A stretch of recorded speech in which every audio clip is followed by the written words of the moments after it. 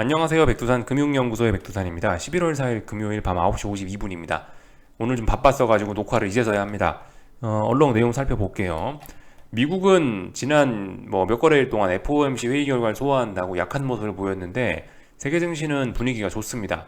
오늘 아시아 증시 같은 경우는 중국 증시가 강세를 보이면서 특히나 강한 모습을 보여줬는데 중국에서 오늘 일단 이런 이슈가 있었던 것 같아요. 여러 가지 이슈가 있었겠지만 제가 봤을 때는 방역 정책, 방역 규제 완화 이런 것이 영향을 좀 미친 것 같긴 합니다. 눈에 띄는 이슈는 일단 요건 것 같아요.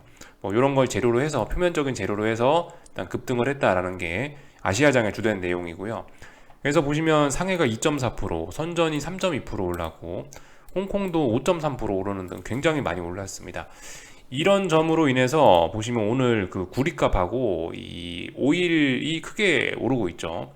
그러니까 중국이 움직이니까 원자재들이 다 같이 좀 급등을 하고 있다는 게 좀 독특한 모습입니다.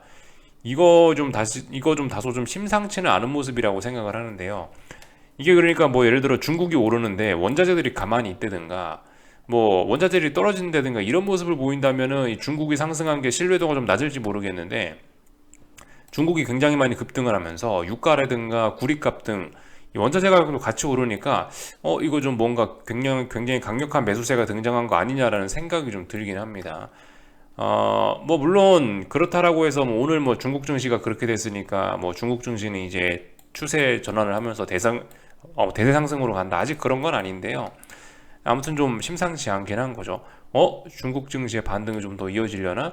중국 증시가 세계 증시의 반등을 좀 견인하려나? 이런 생각 정도는 해볼 수 있을 것 같아요.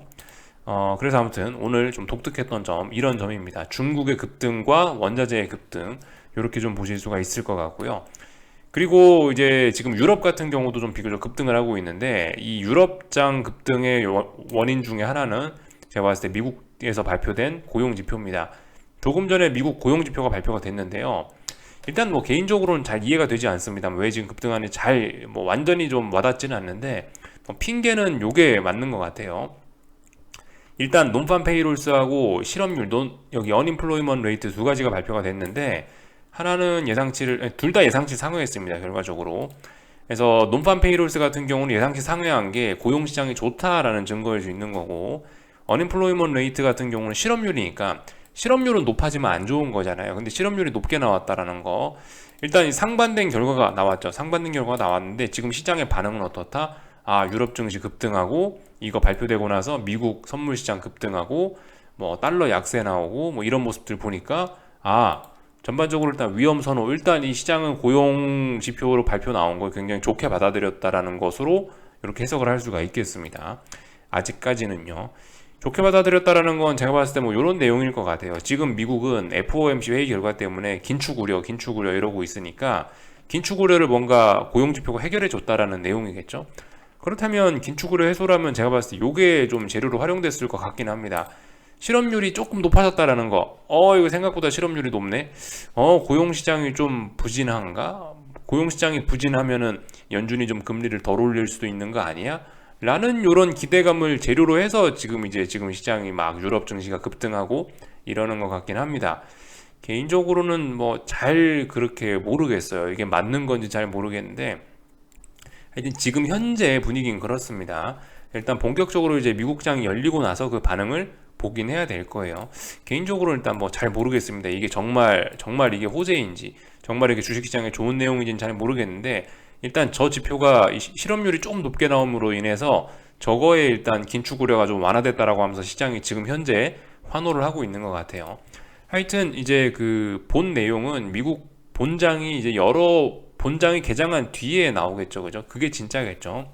하여튼 그래서 이제 진짜 어떻게 될지는 한번 확인을 해보자라고 이렇게 일단 말씀 좀 드리고 싶고 아직까지는 그러니까 모르는 거죠. 이렇게 급등했다가 다시 미국장 본장 개장하고 되돌릴 수도 있는 거고 어떻게 될지 모르는 거니까 그런 부분 지켜봐야 될 것 같고 지금 제가 녹화하고 있는 밤 10시 가까이 되는 이 시간 현재로서는 일단은 그죠 여러 가지 겹호재들이 작용을 해서 굉장히 시장 분위기가 일단 좋은 상황입니다. 말씀드렸다시피 중국의 어떤 방역 규제 완화로 인한 급등 이것이 원자재 급등 이런 걸 불러왔고 위험 선호 이런 거에 대한 분위기를 좀 더 좋게 하고 있는 거고요. 그리고 말씀드렸다시피 지금 유럽이 강한 거는 저 고용 지표가 발표되면서 긴축 우려를 좀 완화시킨 것 같다. 이렇게 보고 있습니다. 그래서 지금 급등하고 있다. 일단 지금 상황으로 봐서는 뭐 사실상 이제 아침에 급등하는 게 당연하고 뭐 내일 한국도 오르는 게 급등하고 이런 게 당연한 것으로 보이지만은 하지만 이제 미국장 본장 열어봐서 어떻게 되는지 실질적인 내용을 볼 필요는 있습니다. 그래서 뭐 지금 상황에서 어떻다 뭐 이야기할 건 없는 것 같고 하여튼 뭐 지켜보면 될 것 같아요. 아무튼 지금 녹화하는 지금 이 순간은 굉장히 이제 강력한 매수세가 시장에 들어왔다. 이게 이제 미국장 끝날 때까지 저 힘이 남아 있느냐 이런 것들 잘 지켜보시면 되겠죠. 하여튼 고용지표 그런 것들이 나왔고요. 이 조금 전에 뭐 나온 이런 다양한 지표들도 뭐 시장에 영향을 미치긴 했을 텐데 그냥 체크만 하자고요. 뭐 일부 이제 PMI들이 유럽 각국의 PMI들이 발표가 됐는데 좀 잘 나온 지표도 있고 좀 잘 안 나온 지표들도 있긴 있습니다. 아무튼 이 많은 PMI 지표들이 50 아래에 있다는 것도 좀 재밌는 점들 중에 하나인 거긴 하고요. 예. 하여튼 그래서 경제가 심상치 않다라는 거 보여주는 지표들이 나오고 있고 물론 예상치보다는 다들 조금씩은 좋으니까 뭐 최악은 지나고 있다라는 이야기 정도는 할 수 있을지 모르겠는데 아무튼 아직 50을 영 회복하지는 못하고 있습니다. 분위기가 뭔가 좋지는 않은 것 같아요. 이런 것들 볼 수가 있겠고 유로존 물가지표 PPI가 나오고 있는데 뭐 41.9랍니다. 41.9. 저는 이게 순간적으로 PMI인지 PPI인지 순간적으로 좀 헷갈리긴 했어요. 50에 가까이 뭐 거의 뭐 40, 50대에 나와 있기 때문에 좀 깜짝 놀라긴 했습니다. 여전히 유로존 인플레는 심각하긴 하다라는 게 나타나고 있죠. 물론 뭐 증가율은 뭐 다소 둔화되고 있긴 한데 이거를 인플레가 잡혔다라고 이야기할 수는 없는 거죠.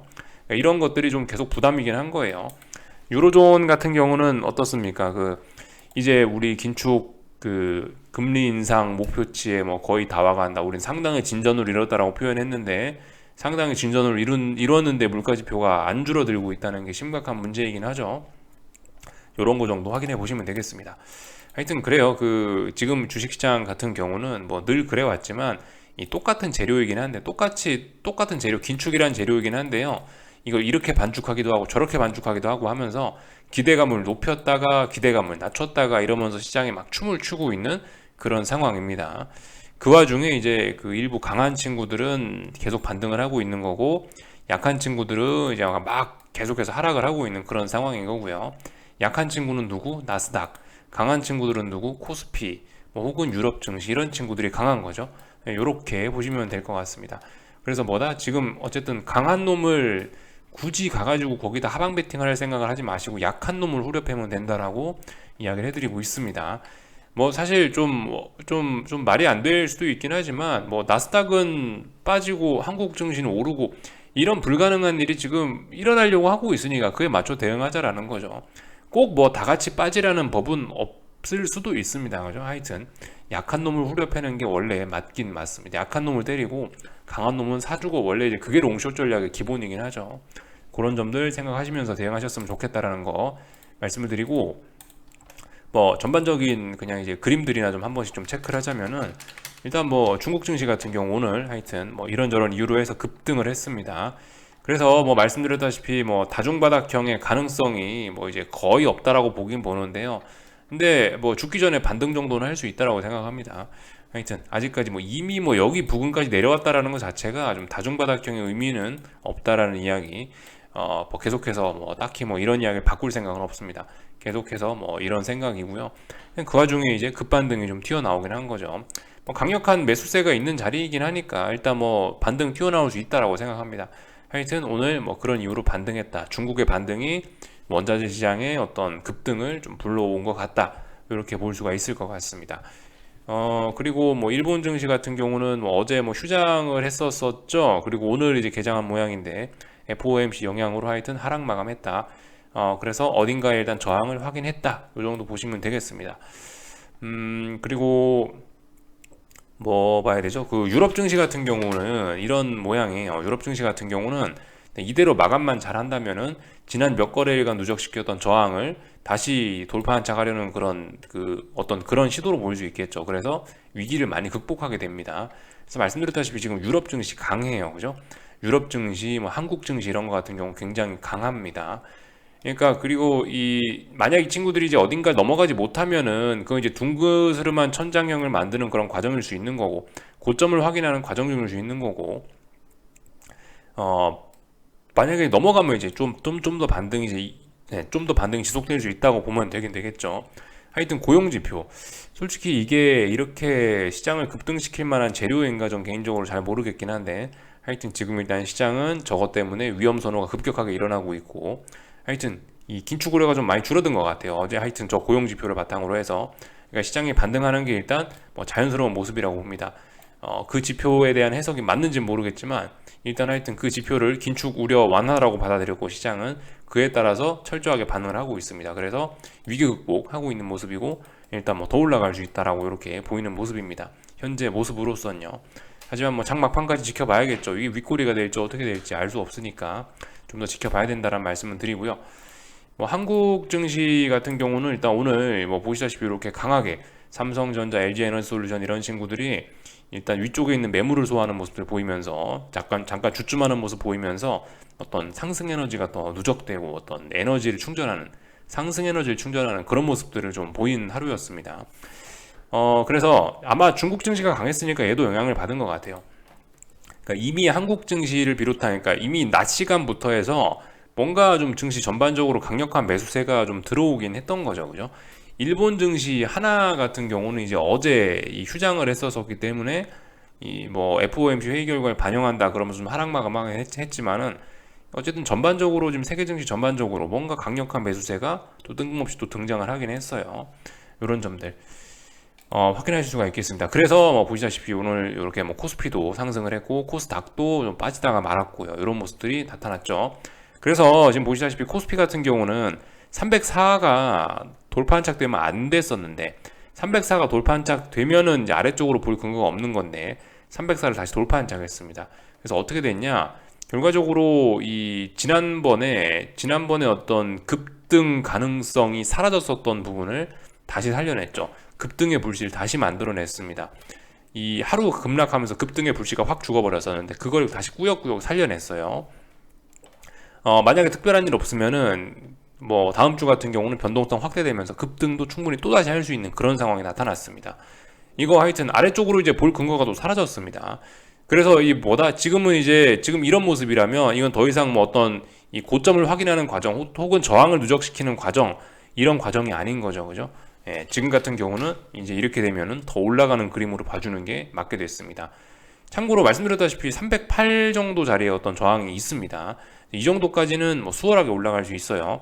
근데 여기서 이렇게 에너지가 누적됐고 지금 변동성이 확대된 상황이니까 슈팅성으로 해서 308 정도는 돌파 한착하면서 310 정도까지도 충분히 터치를 해볼 수 있는 그런 상황이 열린 겁니다. 그래서 아무튼 이런 상황에서 내가 아래쪽으로 갖고 있는데 뭐 손해가 누적된다, 그러면은 빨리빨리 이런 거 포기하시는 게 좋긴 합니다. 다시 또 새로운 가격으로, 다시 시장이 제시하는 새로운 가격으로 그때 진입해도 늦지 않아요. 그러니까 하여튼 이건 또다시 매수세가 등장한 거니까, 위기 극복한 거니까 순응하셔야 되겠습니다. 이 정도까지 봤고요. 하여튼 건 약한 건 미국이라고요, 그죠? 미국 나스닥이 약하다고요. 지금 코스피가 약한 게 아니고 그 점을 명확하게 좀 구분을 하셔야 되겠습니다. 코스닥 같은 경우도 지금 보시면은 빠져야 될 자리에서 아래 꼬리 달면서 오히려 지금 980에다가 대고 2거래일간 지지력 만들어내는 모습이라 가지고 다시 천 쪽으로 한 번 더 쏘아 붙일 수 있는 그런 그림이 됐습니다. 뭐 그렇지만 코스닥 같은 경우는 지금 이제 천이란 자리가 보시다시피 지금 너무 오랫동안 도전하고 있고 도전했던 횟수도 굉장히 많기 때문에 솔직히 굉장히 무거운 저항이거든요.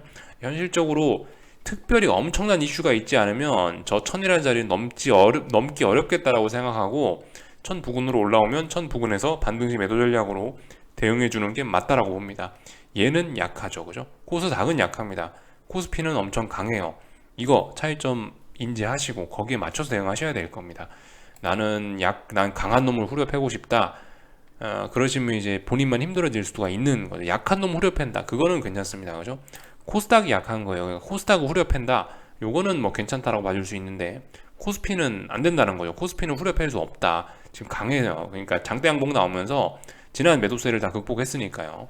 위쪽으로 더 올라간다라고 봐주시면 될 것 같고, 하여튼 그죠? 이런 그림이면 뭐다? 급등의 불씨가 다시 살아난 거다라고 말씀드릴 수 있을 것 같고, 그럼 콜옵션들 충분히 변동성 확대시킬 수 있고요, 그죠?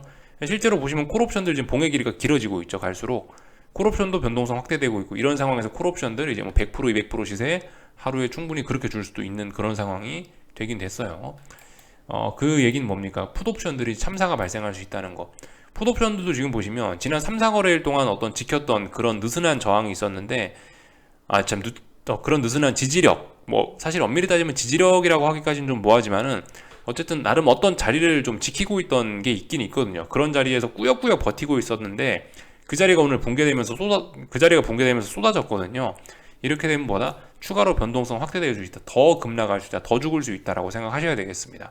약간 지난번에 풋옵션들이 낙폭 과대였는데요. 이 갭상승 출발하고 이러면서 이 언제였죠?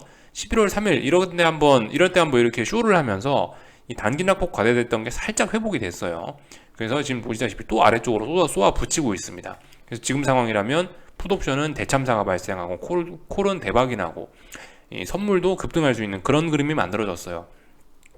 한국 증시만 보면 그렇다는 거죠. 한국 증시 지금 마감만 보면 그런 그림이 됐다는 거예요. 근데 이제 실제로 이제 그렇게 콜 대박이 날지, 풋 참사가 날지, 이 선물 대박이 날지는 이건 지켜봐야 되는 거죠. 미국 증시가 오늘 밤에 실제로 저 고용 지표가 저것 때문에 분위기가 좋아서 급등 마감을 했다. 그렇다면 이제 코스피의 급등이라는 꿈도 실현될 수 있겠죠. 그렇지만 오늘 밤도 미국 증시가 비리비리하고 뭐 힘을 못 쓴다. 그럼 뭐예요? 지금 이제 살려놨던 급등의 불씨, 코스피 급등의 불씨가 또 싹 꺼져 버리는 거죠. 급등해야 될 때 급등 못하면 분위기 굉장히 안 좋아진다라는 거 생각하셔야 되겠습니다. 하여튼 또다시 한국 증시는 굉장히 분위기 좋게, 특히 코스피는 급등할 준비를 또 만들어 놓은 그런 상황이에요. 그러니까 뭐다? 지금 상황에서 뭐 삼성전자니 LG에너지솔루션이 이런 대형주를 이거를 아래쪽으로 보면은 좀 일단 위험할 수 있다는 거. 그리고 일단 아직까지 뭐 특히 LG에너지솔루션은 어디에서도 일단 의미 있는 매도세가 등장한 적이 없기 때문에 이거 좀 조심해야 된다라는 거죠. 지금 변동성이 확대된 상황이기 때문에 60만 원이 무거운 저항입니다. 55만 원도 무거운 저항이 60만 원도 무거운 저항인데 이게 지금 다소 슈팅이 걸린 상황이기 때문에 그러면 저항이고 뭐고 그냥 막 올라갈 수 있거든요. 60만 원 막 돌파하면서 신고가 또 쓸 수도 있는 거예요. 그렇기 때문에 굉장히 주의하셔야 된다. LG에너지솔루션은 여기 10월 말에 이때 위기 한번 있었는데 이거 위기 극복하고 나서 슈팅 나오는 겁니다.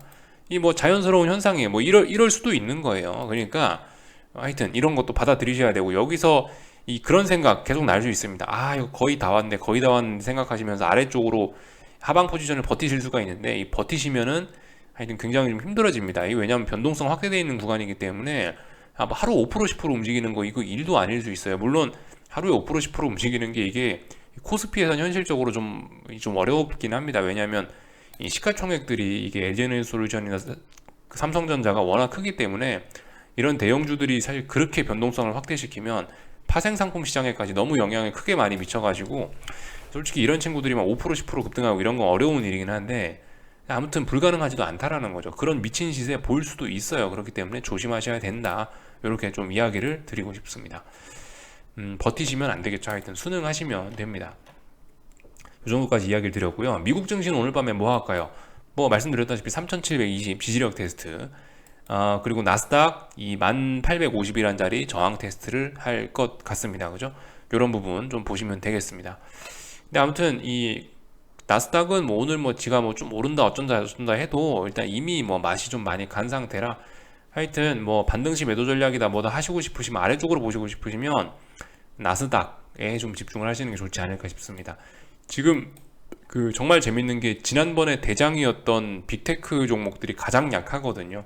그러니까 나스닥이 가장 약하거든요. 그러니까 뭐 다른 거 생각하시는 것도 좋은데 지금 가장 약한 친구는 나스닥이니까 뭐 반등시 매도 전략 하더라도 그래 제일 약한 놈을 후려 패랬지 그러면서 나스닥을 후려 패시는 게 제일 좋을 수 있어요. 괜히 S&P니 코스피니 뭐 유럽 증시니 이런 강한 데가 갖고 아래쪽으로 보다가 좀 위험해질 수 있다. 이렇게 이야기를 좀 드리고 싶습니다. 하여튼 지금 현재 제가 녹화하고 있는 이 시점에는 굉장히 강한 매수세가 등장해서 급반등할 것 같긴 한데 세상 일은 어떻게 될지 모르는 거니까 일단 이렇게 되면 오늘 미국 증시는 갭상승 출발한다는 이야기겠죠. 그죠? 어떻게 되려나 한번 일단 지켜보자고요.